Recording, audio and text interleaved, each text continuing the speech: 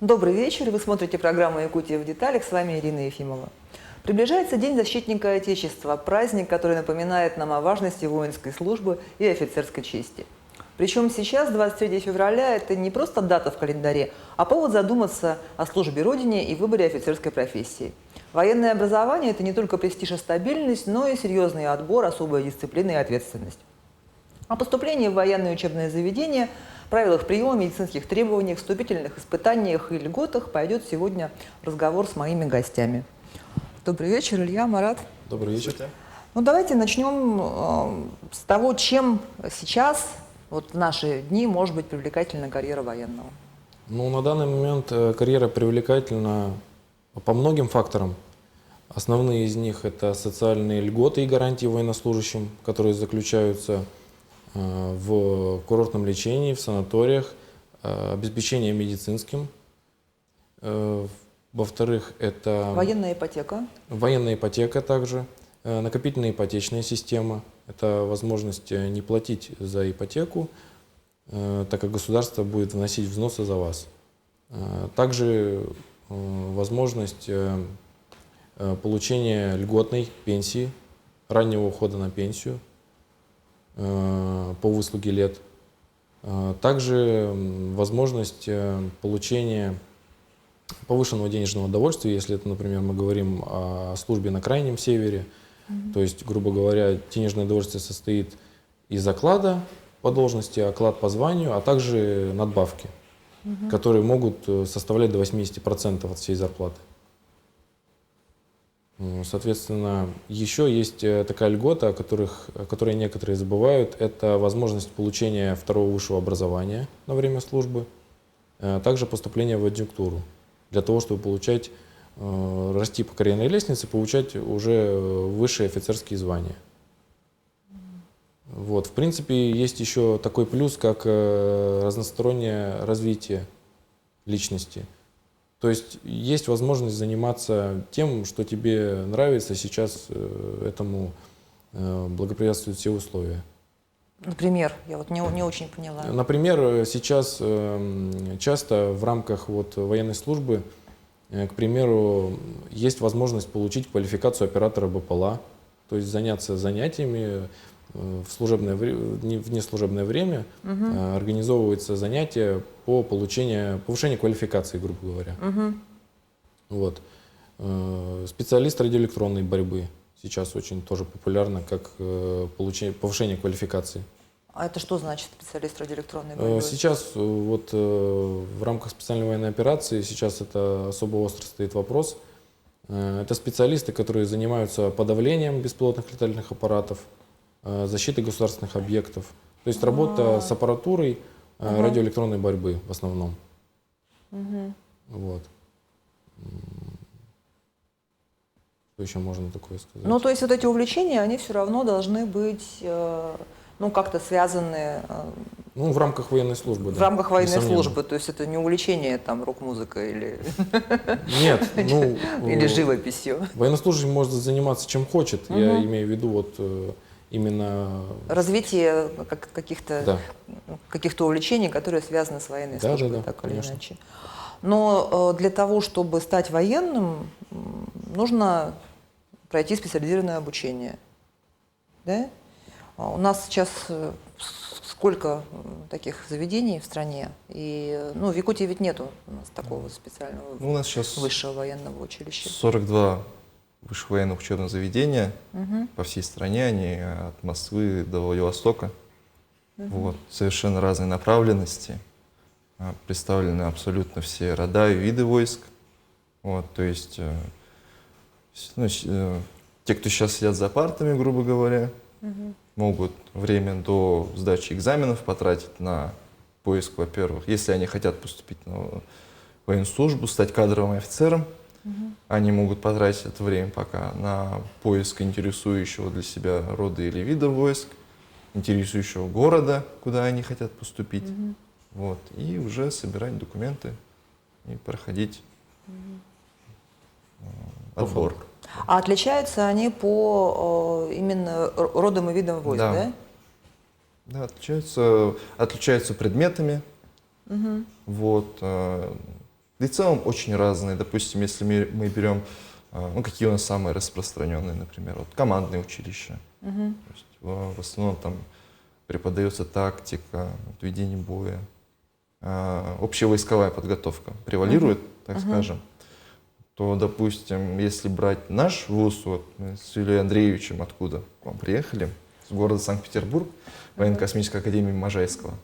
Вот, там проходили мы обучение по точным наукам, то есть у нас изначально, как начинался курс там, мат-анализа, аналитической геометрии, также он продолжался с повышением наших курсов и вот перерастал в более специализированные Науки.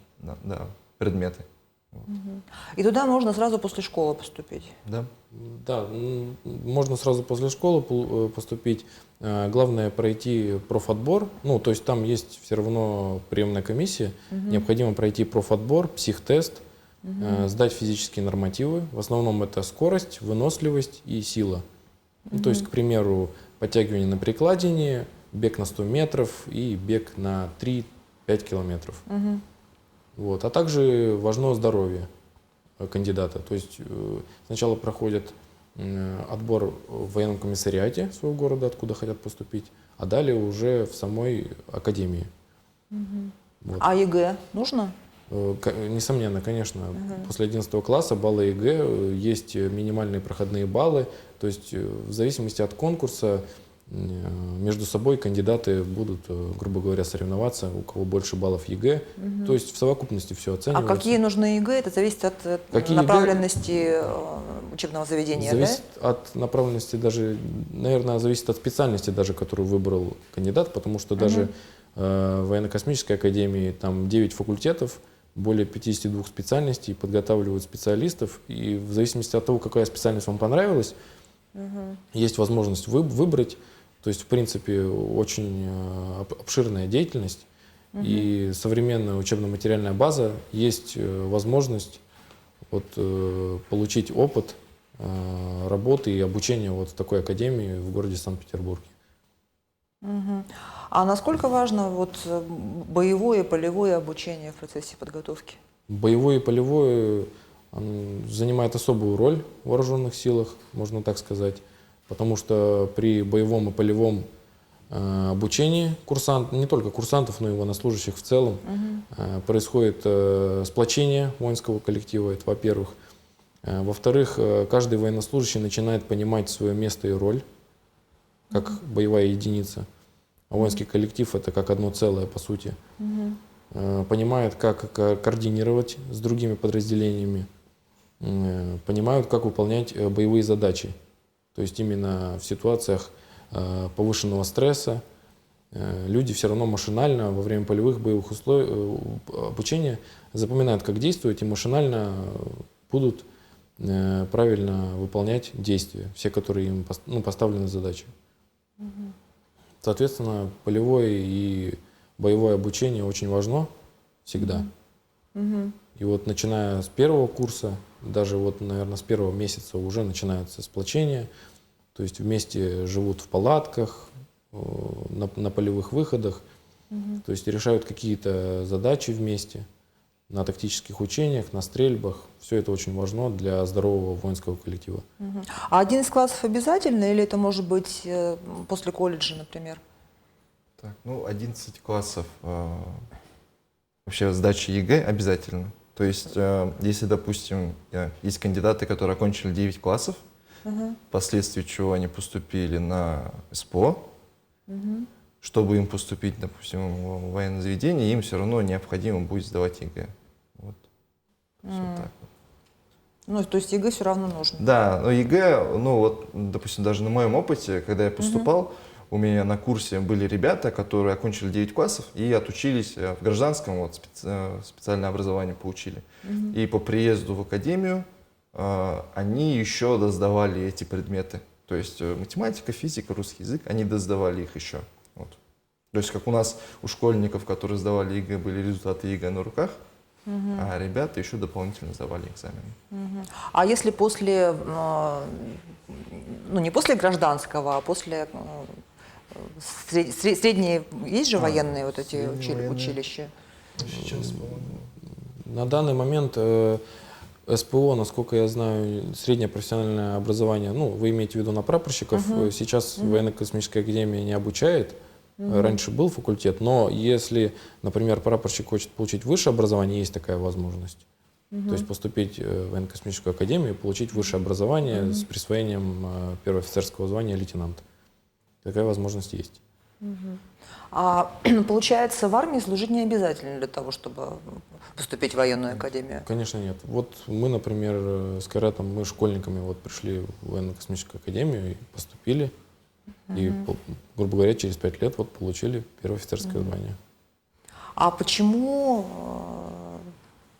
почему выбрали такую карьеру, такую специальность? Ну, оглядываясь назад, на самом деле, тяжело как-то одну причину выявить для себя. Все равно это какая-то совокупность причин, которые на тот момент вот повлияли на такой выбор. Вот. Например, у меня в моей, так сказать, семье есть военные, вот. И но мои родители не имеют к этому вообще никакого отношения. Вот. Можно сказать, вот мои дяди, у меня очень много дядь военных, вот, офицеров. И все равно, видимо, как-то косвенно это все было фоном.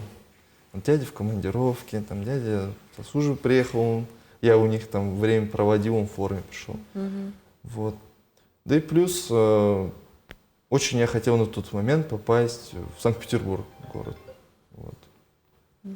И поэтому вот одним из вариантов вот было поступление вот в военную академию имени Можайского как раз.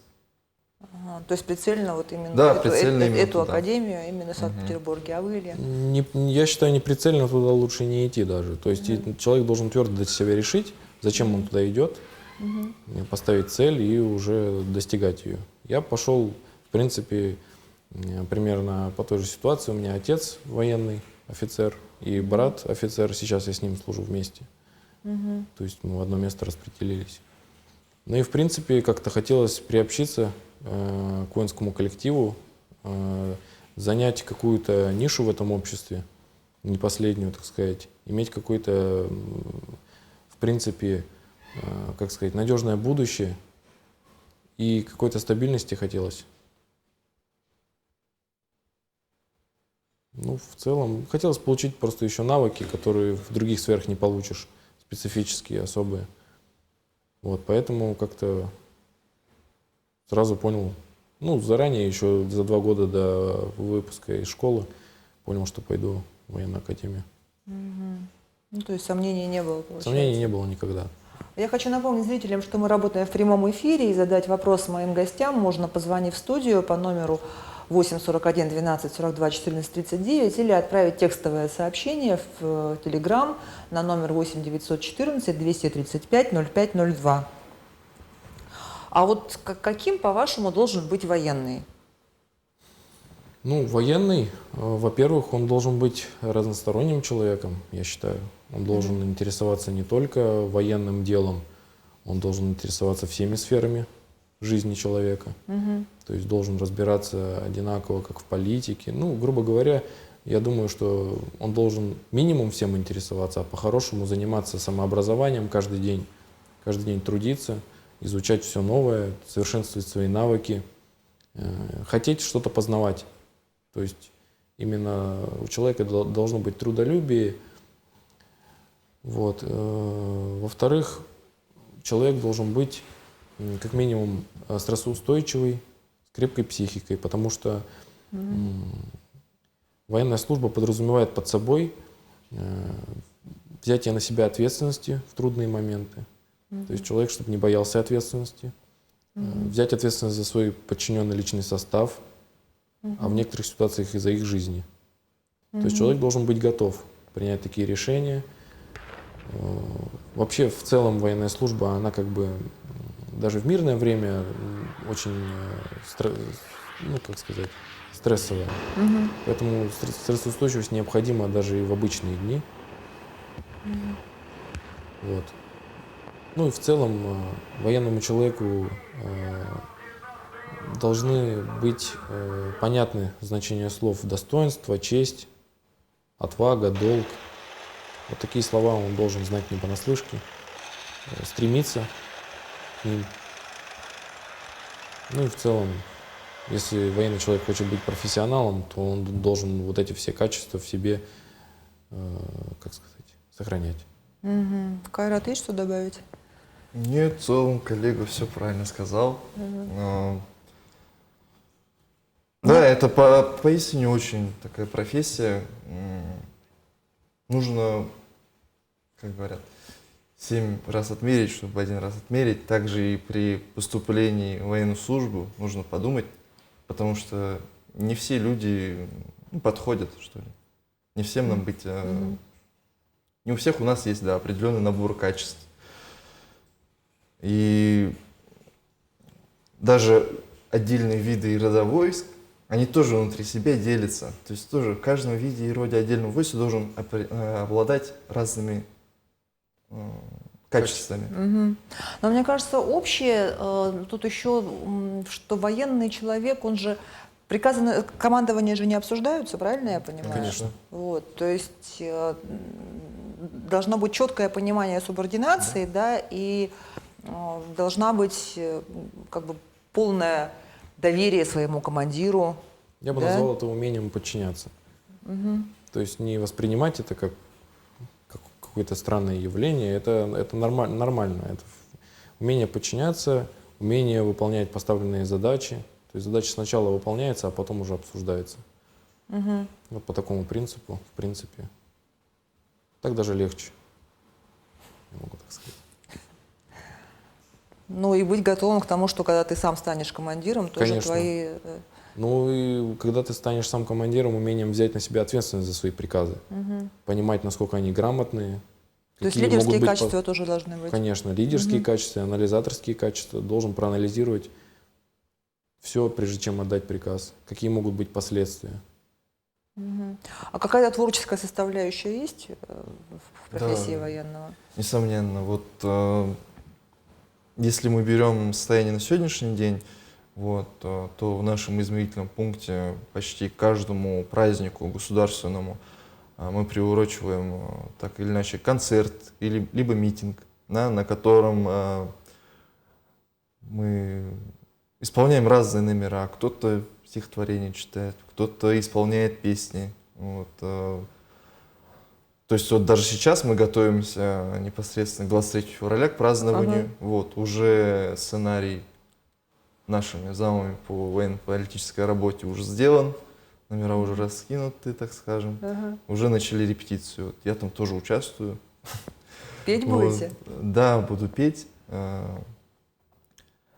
И вообще, это если на сегодняшний день, и также вот если в тему о военных вузах, точно так же там эта тема очень на слуху у всех, у командиров. Все пытаются наиболее творческих ребят выделять как-то. Вот. То есть мероприятие политической работы очень важное в именно воспитании курсантов.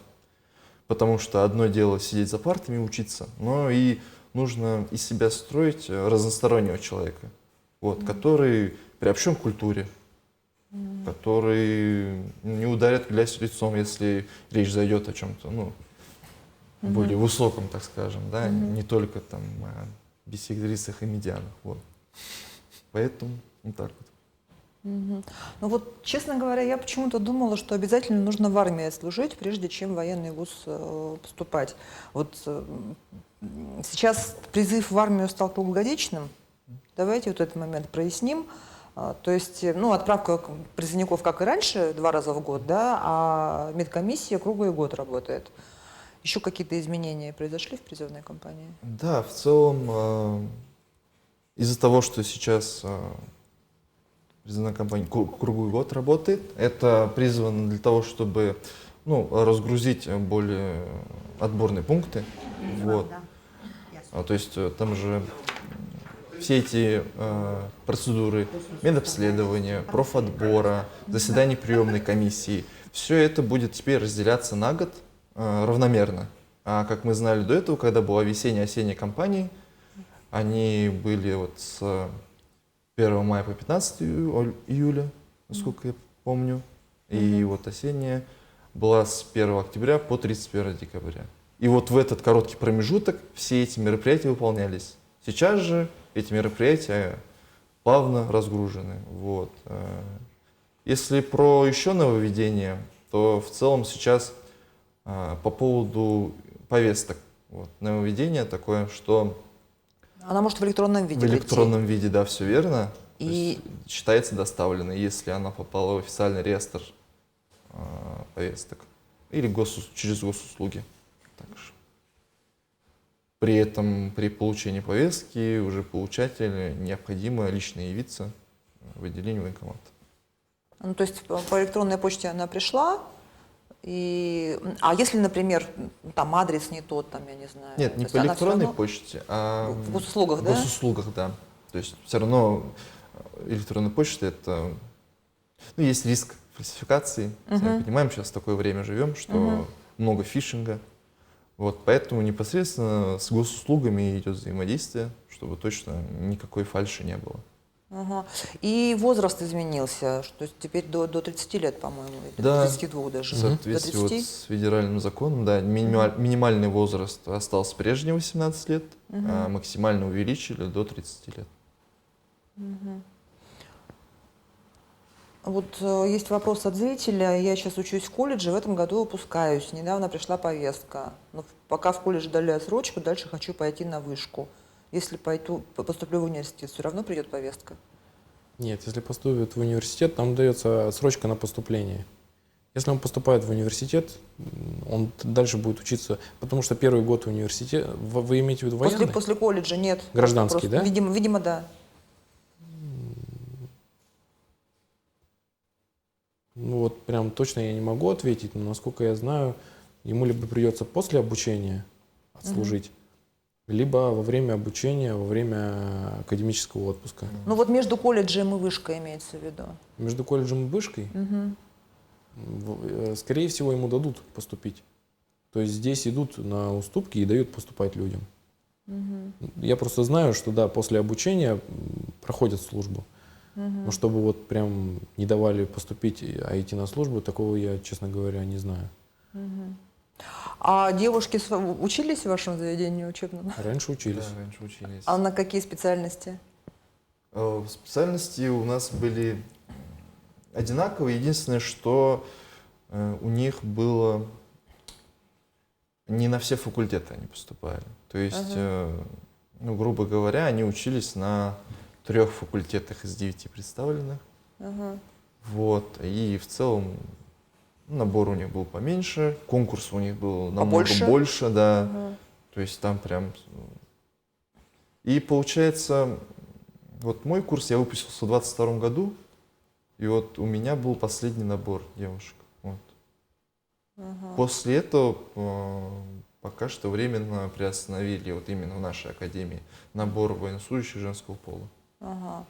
Но в принципе, если 42 этих учебных заведений, наверное, где-то девушек принимают, да, все-таки? Да, скорее всего. Поэтому, если Военно-медицинской если есть желание, можно в военно-медицинской узнать. академии, я думаю, точно принимают девушек, на медиков. Это точно. А вот военная кафедра у нас в университете, в Северо-Восточном федеральном, действует военная кафедра. Вот насколько сегодня востребовано обучение по программам военной подготовки в гражданском вузе? Ну вот типа такого, то есть какие Насколько возможности? востребовано? Да, У нас в части много людей после военной кафедры служат. И все равно человек, он сначала выпускается, возможно, у него не было в жизни казармы, военной жизни вот такой плотной, как у тех, кто учится в военных учебных заведениях. Но все равно со временем ты привыкаешь, ты уже служишь.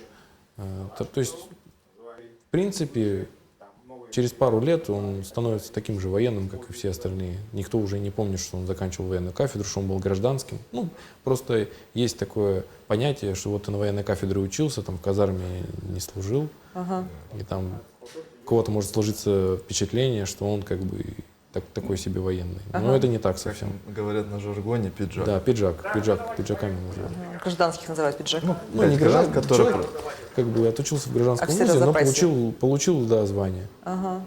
Но это не так, потому что пару лет буквально, и человек, То если есть- выбирает служить дальше, все, То есть он после военной кафедры он может стать вполне себе вполне профессиональным себе военным. профессиональный военный. Это все зависит от человека, от его желаний, от его целей.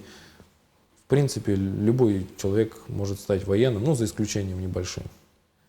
Вот. Главное просто хотеть. Всему научат, и все покажут, и все натренируют. Там все будет хорошо. То есть, в принципе, не обязательно военное училище оканчивать. В принципе, да, но просто в военном училище там другие специальности, понимаете, которых может не быть в гражданском. То есть ты как бы, возможно, тебе Ага. интересна такая сфера, которая, ну, не будет в гражданском вузе. А таких, в основном, в военных учебных заведениях все специальности очень интересные и специфические. То есть, если ты там не поступишь, то ты нигде не найдешь Такую специальность. Да, пересекаться. Может быть, пересечение небольшое, но вот с таким опытом ты нигде не сможешь найти. А вот Якутское кадетское училище, насколько такая вот ранняя профориентация может помочь ребятам осознанно выбрать профессию военного? Ну, это только позитивную роль сыграет в будущем. Ребята, те, кто начали свой путь с кадетской школы, они намного раньше даже вот нас, например, да, уже начали, если грубо говорить, карьеру военного, если они дальше желают поступать. Во-первых, у них есть как бы и в целом преимущество при поступлении, потому что много ребят отсеивается на первых этапах поступления, когда сталкиваются с военной службой, с ее, ну, чтобы мы не говорили, там есть небольшие ограничения, тяготы, вот, лишения военной службы. Ребята с кадетских школ, суворовских училищ легче с этим всем справляются. Они готовы уже психологически, более стрессоустойчивые, они понимают, что ждать, и такие ребята, как правило, не отсеиваются. То есть в основном люди, пришедшие со школы, отсеиваются. Ну, сегодня многое меняется и в характере военной службы, и в технологиях. Вот насколько современный офицер должен быть не только физически подготовленным, да, вы говорили, что физическая подготовка должна быть, это понятно, но и технологически грамотным. Да, офицеры сейчас, да в принципе сейчас у нас такое время, что человек должен быть подкован везде, во всех сферах, особенно в сфере IT-технологии. IT-технологий, да. Спасибо. И учитывая это, и учитывая, допустим, даже нашу с Ильей профессию и нашу направленность, у нас тоже очень быстро обновляются образцы вооружений, приходится работать на новых средствах. И офицер должен постоянно самосовершенствоваться, как ранее говорил Илья, постоянно вбирать в себя новые качества, знания, заучивать формуляры. Все это должен организовать так, чтобы по итогу он шел в ногу со временем, вот, а не наоборот как-то оставался, знаете, в прошлом. Мы сейчас находимся на такой стадии, что сейчас, вот, как Айрат говорит, появляются современные образцы вооружения, и сейчас очень быстро вот идет именно освоение вот этих всех новых технологий. Поэтому, если ты как бы отстаешь немножко, ты можешь перестать разбираться во всем, что сейчас вокруг происходит. Поэтому нам приходится, в принципе, и по службе, и по жизни в целом. Всем, в принципе, сейчас приходится развиваться в этой сфере, в IT-технологиях, в новых программных обеспечениях. То есть надо разбираться. А насколько военное образование открывает возможности для дальнейшего профессионального роста? То есть, ну, там, для научной работы, скажем, преподавания. Прекрасные возможности открывает, потому что есть возможность, грубо говоря, служит человек, да, в вооруженных силах, закончил академию, получил офицерское звание, у него есть возможность далее пойти в адъюнктуру, получить дальнейшее звание военное и начать заниматься преподаванием. То есть, в принципе, для этого нет никаких преград. Опять же, повторюсь, уже не раз это скажу, что все зависит от человека. От самого человека. Просто от его желаний. Открыты все двери, можно заниматься чем угодно. А как вот насчет службы в разных регионах страны? Вот, то есть вас сюда направили служить? Или вы сами попросили? Мы сами выбрали, есть право Ага. выбора, право выбора. В зависимости от того, как ты будешь учиться 5 лет, Ага. вот, у тебя есть право, ну, такая неформальная сетка создается по среднему баллу, по успеваемости в основном. И те, кто выше в этой сетке, у них есть выбор больше.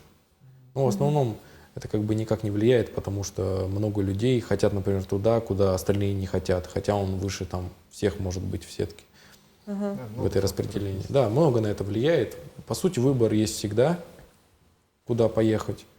И в основном в большой своей массе люди едут туда, куда и хотели. Ну, либо примерно хотя бы.